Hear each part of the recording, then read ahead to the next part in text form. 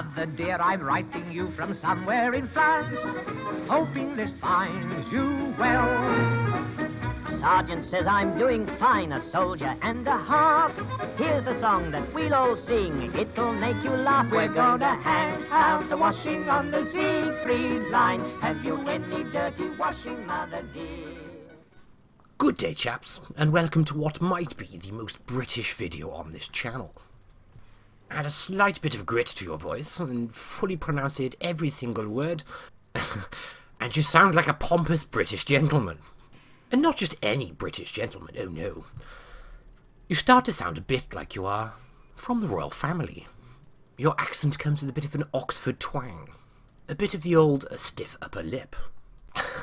And I tell you what, this is going to be incredibly difficult to keep up for the duration of this video. So, let's get cracking, old boy. My tea is going cold, and Jeeves has a swan in the oven. Beautiful bird, we don't want to be missing out on that. Now, the first thing we are looking at here is a cruiser Mark I. If one was asked for one's honest opinion, one would describe such tank as mediocre, very, very poorly armoured, with no mobility whatsoever. The only thing this tank has going for it is the absolutely fine British 40mm pom-pom gun. I need to tread a little bit more carefully with my accent because we're slowly turning into Brian Dundee from Bonejacker. To be quite honest with you, it's not really a route I want to be going down. You might end up with a copyright claim. All in all, ladies and gentlemen, I would say the Cruiser Mark I is not one of Britain's finest. However, the Cruiser Mark II, without a shadow of a doubt, is the most fantastically, absolutely broken tank you'll ever come across. Again, it needs to be stipulated that the mobility on said tank is appalling, and so is one's armour. However, this tank has absolutely fantastic depression values on its gun. And most importantly, and this is most important, this tank is so brokenly overpowered, it's absolutely disgusting. Now, are you ready? 2,562 DPM. Yes. This thing has 4 shells in its clip, with a clip reload of 3.2 seconds. I would say that that is easily the most broken tank you will ever come across. I can't keep it up. Oh, no, I shouldn't say something like that. That sounds inappropriate. Right, hello. Hi all, this is Skate. And in one of the previous videos, I did a posh accent as a joke in the middle of it, and someone said I dare to do that in the video. In fact, several of you said I dare to do that in the video. So, there we go. I did it. But I need to talk properly for a second to clarify one thing. And that is, holy poop, this tank is broken. And I really don't just mean a little bit. This tank is outrageously broken. You've got a choice of the 40mm pom-pom gun, or you have a choice of the 3.7-inch howitzer. Don't touch the howitzer. Have a look at the pom-pom gun. Have a look at the figures on the left-hand side. I haven't mistyped this. Without any equipment, this thing has 2,562 DPM at tier 3. Now that has got to be a mistake. That is absolutely outrageous. The tank isn't the greatest. It's not very mobile, and it's not very fast. But no tank, in exchange for that, should have 2,500 DPM. And that's without vents fitted. This thing's insane. I do really mean that. It is ridiculously insane. Against some tier 4s, your standard AP is going to struggle. But flick to that APCR and you're still going to have outrageous DPM. And without a shadow of a doubt, Wargaming are going to nerf this thing. So enjoy it while you can, or if you're looking at this going, what the hell, this tank has just taken out 7 tanks in less than 3 minutes. Yeah, it's taken longer to get to these tanks than it has to actually take all 7 out. It's completely broken, and if somebody realizes it's broken before it actually hits patch, because this is on the test client, it's going to get patched without a doubt. Something tells me, though, it's going to come into 4.4 as it stands, and then it may be updated in the future. But, Jesus, that tank is outrageous. I genuinely can't get over that DPM. Honestly, it's absurd. I played a couple of games in that, and the entire time I was just going, what is going on? And then when we get up to tier 4, it feels like a bit of a disappointment after the last tank. And to be honest, it's not the greatest of tanks at tier 4. A lot of you already recognise this. This is the Valentine. Now, we already have a premium Lend-Lease Valentine in the game. It's premium tier 4. And the main difference between that tank and this tank, that has preferential matchmaking, so it's always top tier. This doesn't. So when you come up against tier 5s, well, the armor's still good, but you're going to get penetrated one hell of a lot compared to if you're driving the premium version. What you get to compensate for that is a very, very good gun. You've actually got very, very good penetration values, 130mm of penetration. At tier 4, that is very, very healthy. And it does 90 damage a shot, and it has a rate of fire of 10.09. Again, that's without a rammer fitted. So you're looking around 900 plus DPM. Sounds quite bad when you compare it to the 2,500 from the tier 3 below. The gun, though, is, although it doesn't look any good compared to the previous tank, the gun is very good. It's just sadly not on a good tank. If this tank had the same sort of matchmaking as the premium one, then great. But it doesn't. So sadly, it is one of those things that I can't see this being a keeper for a lot of people. You can see there the penetration straight through the front of a Matilda, and you can see there's not a lot of red on that Matilda, and I'm testing this in a second. I'm going to try and shoot at the angled plates. It does bounce, but in all fairness, it is a very, very well angled Matilda. So if we look at the outer plate from the angle of facing it away, you can see it's angled away. That one penetrated, I think, which was on the flat of the front, and then we're going to look underneath the gun, and we can penetrate that no problem at all. And I'm going to shoot the outer plate by here. We are shooting at it at quite an aggressive angle, so that one does bounce. Aside from that, you're going to have absolutely no issue penetrating tanks with this tank. But that's where the problem lies with this tank at the same time. Tier 5s are going to have absolutely no problem at all penetrating you. And with a top speed of 24 kilometers per hour, you're not going anywhere fast to get away from them. So as it stands for the line, the tier 2 I don't think is a keeper. The tier 3 is a keeper just for the giggles until it is probably nerfed, which I have no doubts about that. And the tier 4, well, if you want to play a Valentine, you're better off playing the premium one surely, because the gun may not be as good, but the armor's more reliable because of the matchmaking it receives, and you make more credits in playing it. So there's no point in keeping this one when you compare it to a premium variant. The next tank in the line is where it gets interesting.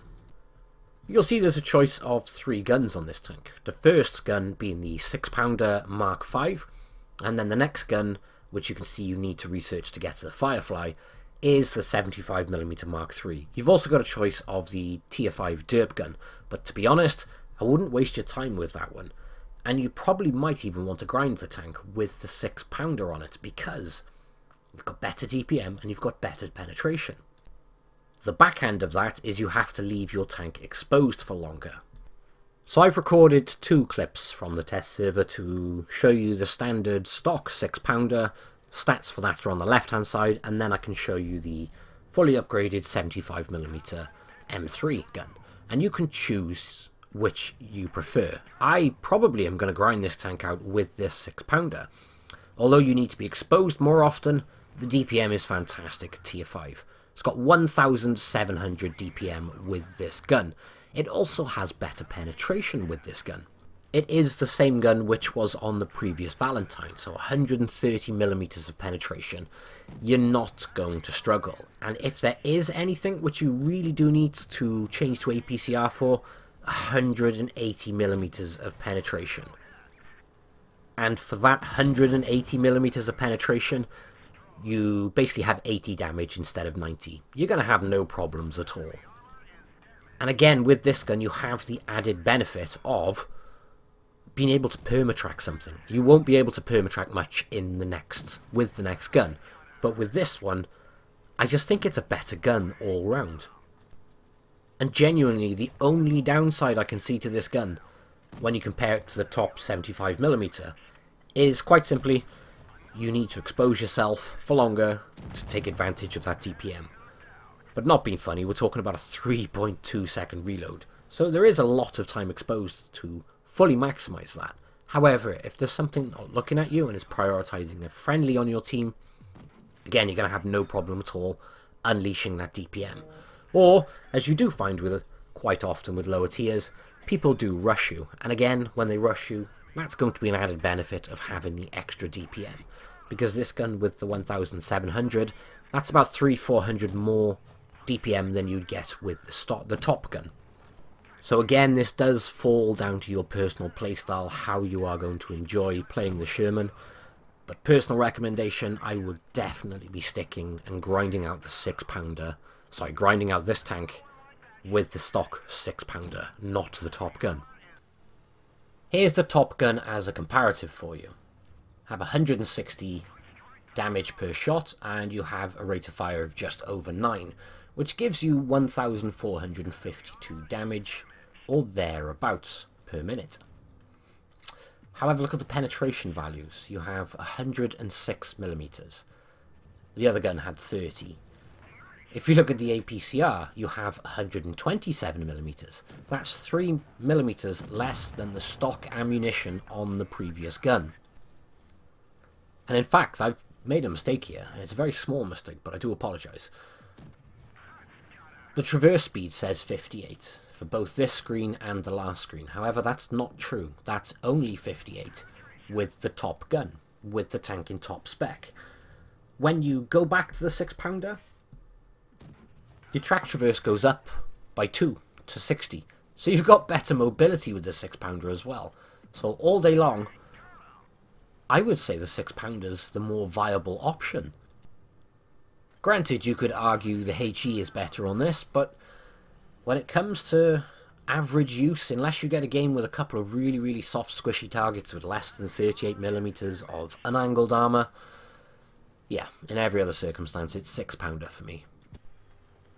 And then on to the Tier 6, the Sherman Firefly. It's quite an iconic tank, because you've got an American tank, which has been fitted with a British gun.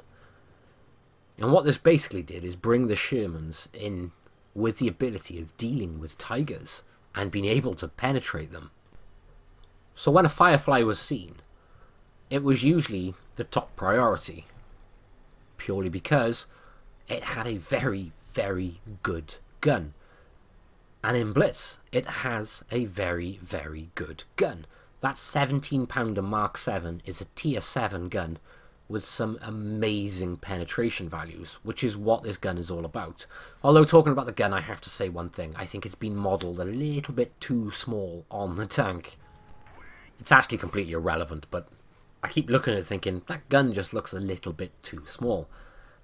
Now, the obvious thing for me to draw a comparative to would be the M4A3E8, which is already in the game. And in terms of DPM, both these tanks have virtually identical DPM. I've got provisions on here, and I have 1,844 DPM. With just provisions on the Top Gun on the E8, you have 1,853. The difference lies in the penetration value. You have 128 on the Sherman, on this you have 171. On the premium ammo on an E8 Sherman, you have 177mm. On this, you have an absolutely outrageous 239mm of penetration. That really does set the E8 and the Firefly apart by a huge amount. So obviously the Firefly has to sacrifice something to balance it. And what it sacrifices by having that big accurate gun is gun depression. I can't tell you what gun depression this has, because sadly I don't have access to those figures while making this. However, here is a perfect example. That's my maximum gun depression. So I was on a ridge, a tiny little ridge, and I could not get the tracks because I was too close and there was a tiny little ridge on the floor.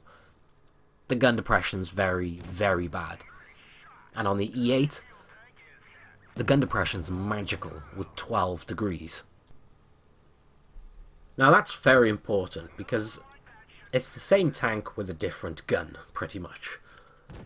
But that one thing of gun depression versus penetration changes the playstyle of these. I mean, it doesn't have armor.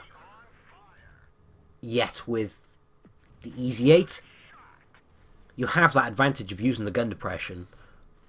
Massively increases the effective thickness. So you're going to have to adjust your playstyle ever so slightly to play this tank. I'm trying to side scrape off a building. I don't really see a lot of point in me side scraping when I only have 38mm of armour. But the reason I'm doing it is trying to expose as little of my tank as possible. In no way, shape or form do I think this tank is going to be overpowered. It's going to be like an Easy 8. It's going to be a tank which you want to play because of what it is, because of what its heritage and history is. If you asked me to pick between an Easy 8 and a Firefly, I would say go away, leave me alone, I want both. Purely because you don't need to choose the tier 6 tanks, and they're the same tank with very, very slight differences. So I've got a Fury in my garage, and I'm going to continue enjoying playing said Fury, but I'm definitely getting one of these in the garage, and I think she's going to be a keeper. Oh, actually, here's one important thing. This gets its loader knocked out quite often. So if you're going to keep this tank purely because it's a Sherman, and you're one of those people like me who just want to keep it because of what it is, make sure that you get the equipment to help your crew, and the appropriate provisions to heal them when they die, because when people die you can click a button and heal people, didn't you know? But yeah, that's it for this video, guys. I really hope you have enjoyed it. Personally, I can't wait. I think they're going to be very, very good fun, and I'm looking forward to sticking these in my garage and having some fun with them, and obviously I will be uploading said videos on them as well. But yeah, thank you all for watching, guys, and I will catch you in the next one. Bye bye.